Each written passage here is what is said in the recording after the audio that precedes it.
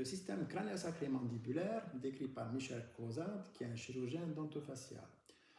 Ce système dans mon lecture a trois composants. La première, c'est la dure-mère ou la membrane tension réciproque qui va relier la base du crâne à l'intermédiaire de la colonne vertébrale jusqu'au sacrum.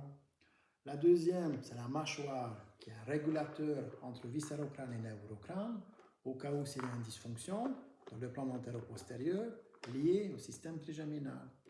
La troisième, c'est la haute cervicale qui va l'accompagner, l'adaptation de la mâchoire. Donc ce système qui est antéro-postérieur est capable de diminuer ou augmenter le courbure physiologique de la colonne vertébrale.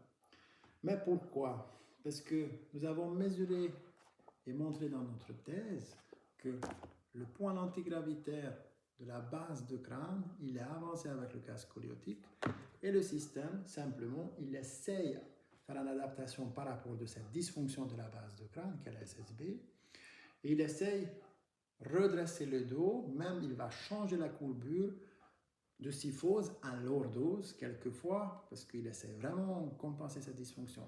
Le problème que ça va donner un dos plat qui va augmenter la dysfonction NSR qui vient de la dysfonction de la SSB liée au système vestibulaire.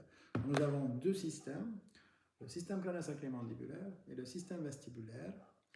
Tous les deux, système vestibulaire avec la dysfonction NSR, système crânio-sacré-mandibulaire qui va augmenter la dysfonction NSR, et nous avons un cercle vicieux qui va faire une torsion de la colonne vertébrale en essayant de faire des autocorrections. Ça veut dire que l'autocorrection, ça n'existe pas avec la scoliose. Ils disent que dans le plan transversal, nous n'avons pas une capacité de compensation avec ce système et ça s'appelle la décompensation posturale transversale.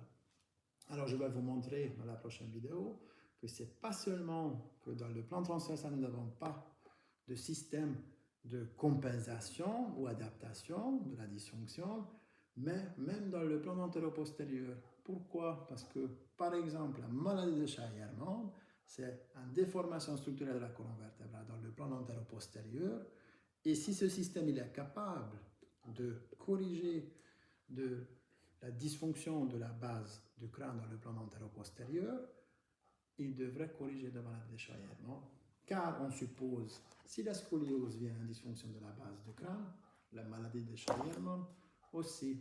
Donc suivez-moi et on va voir, est-ce que cette théorie, elle est vraie?